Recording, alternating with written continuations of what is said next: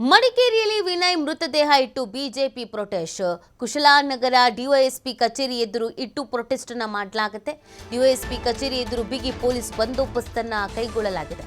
ಸ್ಥಳದಲ್ಲಿ 500ಕ್ಕೂ ಅಧಿಕ ಪೊಲೀಸ್ ಸಿಬ್ಬಂದಿಯನ್ನು ನಿಯೋಜನೆ ಮಾಡಲಾಗಿದೆ. ಕೊಡಗು ಪೊಲೀಸ್ ವರಿಷ್ಠಾಧಿಕಾರಿ ಕೆ ರಾಮರಾಜನ್ ಆಗಮಿಸಿದ್ದಾರೆ. ಮೈಸೂರು ಜಿಲ್ಲೆ ಸಂಚಾರ ಮತ್ತು ಅಪರಾಧ ವಿಭಾಗದ ಡಿಸಿಪಿ ಭೇಟಿಯನ್ನು ನೀಡಿದ್ದಾರೆ. ಸುಂದರ್ ರಾಜ್ ಸಂಚಾರ ಮತ್ತು ಅಪರಾಧ ವಿಭಾಗದ ಡಿಸಿಪಿ ಈಗ ಪ್ರತಿಭಟನೆಯನ್ನ ಮಾಡ್ತೀವಿ ಅಂತ ಹೇಳಿರೋದ್ರಿಂದ ಹೆಚ್ಚಿನ ರೀತಿಯಾದಂಥ ಭದ್ರತೆಯನ್ನ ಕೈಗೊಳ್ಳಲಾಗ್ತಾ ಇದೆ. ನೋಡಿ, ಕಾಂಗ್ರೆಸ್ ಶಾಸಕರ ತಲೆದಂಡ ಆಗಬೇಕು ಅಂತ ಬಿಜೆಪಿ ಪಟ್ಟು ಹಿಡಿದಿರೋದು. ಇತ್ತ ಕಾಂಗ್ರೆಸ್ ಶಾಸಕರ ವಿರುದ್ಧ ಎಫ್ಐಆರ್ ಆಗೋವರೆಗೂ ಅಂತ್ಯಕ್ರಿಯೆ ಮಾಡಲ್ಲ ಅಂತ ಕುಟುಂಬಸ್ಥರು ಕೂಡ ಪಟ್ಟು ಹಿಡಿದಿದ್ದಾರೆ. ಇವತ್ತು ಕುಶಾಲನಗರದಲ್ಲಿ ಪ್ರತಿಭಟನೆಯ ಕಹಳೆಯನ್ನು ಮೊಳಗಿಸುವುದಕ್ಕೆ ಸಜ್ಜಾಗಲಾಗಿದೆ. ಬಿಜೆಪಿಯಲ್ಲಿ ಗುರುತಿಸಿಕೊಂಡಿದ್ದ ಮೂಲತಃ ಕೊಡಗಿನ ಸೋಮಾರಪೇಟೆಯ ವಿನಯ್ ಸಾವಿನ ಹಿಂದೆ ಕಾಂಗ್ರೆಸ್ ಶಾಸಕನ ಆಪ್ತನ ಹೆಸರು ಕೇಳಿಬಂದಿದೆ.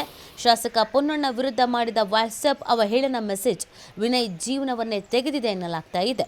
ವಾಟ್ಸಪ್ ಗ್ರೂಪ್ ಒಂದಕ್ಕೆ ರಾಜೇಂದ್ರ ಅನ್ನೋರು ತೇಜೋವಧಿಯ ಮೆಸೇಜ್ ಅನ್ನು ಹಾಕಿದ್ರು. ಆ ಗ್ರೂಪ್ ಕ್ರಿಯೇಟ್ ಮಾಡಿದ್ದು ವಿಷ್ಣು ಎಂಬಾತ. ಕೋ ಅಡ್ಮಿನ್ ಆಗಿದ್ದ ವಿನಯ್ ಮೇಲೆ ಪೊಲೀಸರು ಎಫ್ಐಆರ್ ಅನ್ನು ಹಾಕಿದ್ರು. ಇದರಿಂದ ನೊಂದು ವಿನಯ್ ಆತ್ಮಹತ್ಯೆಗೆ ಶರಣಾಗಿದ್ದಾನೆ ಅಂತ ಹೇಳಲಾಗ್ತಾ ಇದೆ.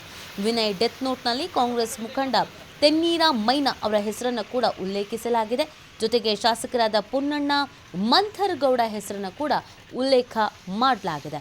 ಶಾಸಕ ಪೊನ್ನಣ್ಣ ತೇಜೋವಧೆ ಕೇಸ್ನಲ್ಲಿ ವಿನಯ್ 3ನೇ ಆರೋಪಿಯಾಗಿದ್ರು. ಕೇಸ್ಗೆ ತಡೆಯಾಜ್ಞೆ ಇದ್ರೂ ನಿರಂತರ ಕಿರುಕುಳ ನೀಡ್ತಿದ್ರು ಅಂತ ವಿನಯ್ ಪರ ವಕೀಲ ನಿಶಾಂತ್ ಕುಶಾಲಪ್ಪ ಕೂಡ ಆರೋಪಿಸಿದ್ದಾರೆ. ಇತ್ತ ವಿನಯ್ ಸಾವಿಗೆ ಆ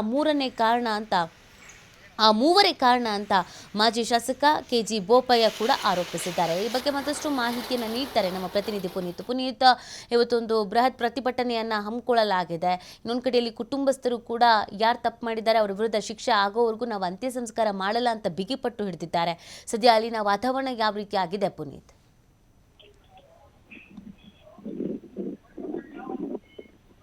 ಸದ್ಯಕ್ಕೆ ಈಗಾಗಲೇ ಏನು ಮುಖ್ಯವಾಗಿ ವಿನಯ್ ಅವರ ಒಂದು ಪಾರ್ಥಿವ ಶರೀರ ಕುಶಾಲನಗರವನ್ನ ತಲುಪಿರ್ತಕ್ಕಂಥದ್ದು. ಅಲ್ಲಿ ಹೆಚ್ಚಿನ ಪೊಲೀಸರನ್ನ ನಿಯೋಜನೆ ಮಾಡ್ತಕ್ಕಂಥ ಒಂದು ಕೆಲಸ ಕೂಡ ಆಗಿದೆ. ಯಾಕೆಂತ ಹೇಳಿದ್ರೆ ಈಗ ಬಿಜೆಪಿಯ ರಾಜ್ಯಾಧ್ಯಕ್ಷ ವಿಜೇಂದ್ರ ಅವರ ಒಂದು ನೇತೃತ್ವದಲ್ಲಿ ಪ್ರತಿಭಟನೆಯನ್ನು ಮಾಡಲಿಕ್ಕೆ ಈಗಾಗಲೇ ಸಿದ್ಧತೆಯನ್ನು ಮಾಡಿಕೊಳ್ಳಾಗ್ತಾ ಇರ್ತಕ್ಕಂಥದ್ದು. ಹೀಗಾಗಿ ಬಿಜೆಪಿಯ ಕಾರ್ಯಕರ್ತ ವಿನಯ್ ಅವರು ಆತ್ಮಹತ್ಯೆಯನ್ನು ಮಾಡಿಕೊಳ್ಳಲಿಕ್ಕೆ ಪ್ರಮುಖವಾದಂತಹ ಕಾರಣ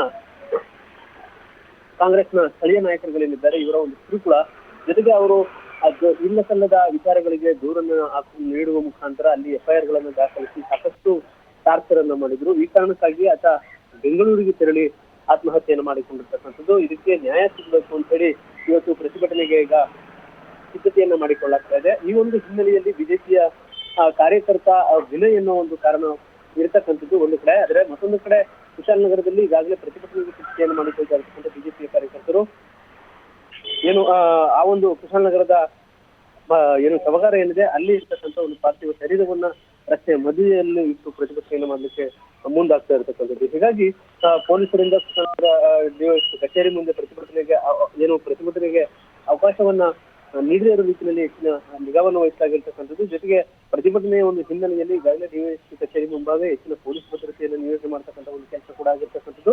ಜೊತೆಗೆ ಹೆಚ್ಚಿನ ಪೊಲೀಸರನ್ನ ನಿಯೋಜನೆ ಅಂದ್ರೆ 500ಕ್ಕೂ ಹೆಚ್ಚು ಪೊಲೀಸರನ್ನ ಅಲ್ಲಿ ನಿಯೋಜನೆ ಮಾಡುವ ಮುಖಾಂತರ ರಸ್ತೆ ಇದ್ದಕ್ಕೂ ಕೂಡ ಬ್ಯಾರಿಕೇಡ್ಗಳನ್ನು ಅಳವಡಿಸುವಂತಹ ಒಂದು ಕೆಲಸವನ್ನ ಮಾಡಲಾಗಿರ್ತಕ್ಕಂಥದ್ದು. ಪ್ರಮುಖವಾಗಿ ಇವತ್ತಿನ ಈ ಒಂದು ಪ್ರತಿಭಟನೆ ಏನಿದೆ ರಾಜ್ಯ ಸರ್ಕಾರಕ್ಕೆ ಬಿಸಿ ಮುಟ್ಟಿಸುವಷ್ಟು ಮಟ್ಟಕ್ಕೆ ಹೋಗುವಂತಹ ಒಂದು ಪ್ರತಿಭಟನೆ ಆಗಿರುತ್ತೆ. ಈ ಕಾರಣಕ್ಕಾಗಿ ಹೆಚ್ಚಿನ ಪೊಲೀಸರನ್ನ ನಿಯೋಜನೆ ಮಾಡತಕ್ಕಂಥ ಒಂದು ಕೆಲಸವನ್ನು ಮಾಡಲಾಗಿದೆ. ರಾತ್ರಿ ತಡರಾತ್ರಿ ಬೆಂಗಳೂರಿನಿಂದ ವಿನಯ್ ಅವರ ಒಂದು ಮೃತದೇಹ ಈ ಒಂದು ಕುಶಾಲನಗರವನ್ನ ತಲುಪಿರ್ತಕ್ಕಂಥದ್ದು. ಇವತ್ತು ಆ ಒಂದು ಕುಶಾಲನಗರದಲ್ಲಿ ಪ್ರತಿಭಟನೆಯನ್ನು ಮಾಡ್ಲಿಕ್ಕೆ ಮುಂದಾಗ್ತಾ ಇರ್ತಕ್ಕಂಥದ್ದು. ಮುಖ್ಯವಾಗಿ ಕುಶಾಲನಗರ ಡಿವೈಎಸ್ಪಿ ಕಚೇರಿ ಎದುರು ಪ್ರತಿಭಟನೆಯನ್ನು ಮಾಡಲಾಗುತ್ತೆ. ಜೊತೆಗೆ ಮಡಿಕೇರಿ ಜೊತೆಗೆ ಮಂಗಳೂರಿನ ಮುಖ್ಯ ರಸ್ತೆ ಏನಿದೆ ಮುಖ್ಯ ರಸ್ತೆಯನ್ನು ತಡೆದು ಪ್ರತಿಭಟನೆ ಮಾಡುವಂತಹ ಸಾಧ್ಯತೆ ಇರ್ತಕ್ಕಂಥದ್ದು. ಈ ಕಾರಣಕ್ಕಾಗಿ ಅಲ್ಲಿಯೂ ಕೂಡ ಹೆಚ್ಚಿನ ಪೊಲೀಸರನ್ನು ನಿಯೋಜನೆ ಮಾಡತಕ್ಕಂಥ ಒಂದು ಕೆಲಸವನ್ನ ಮಾಡ್ಲಾಗ್ತಾ ಇರ್ತಕ್ಕಂಥದ್ದು.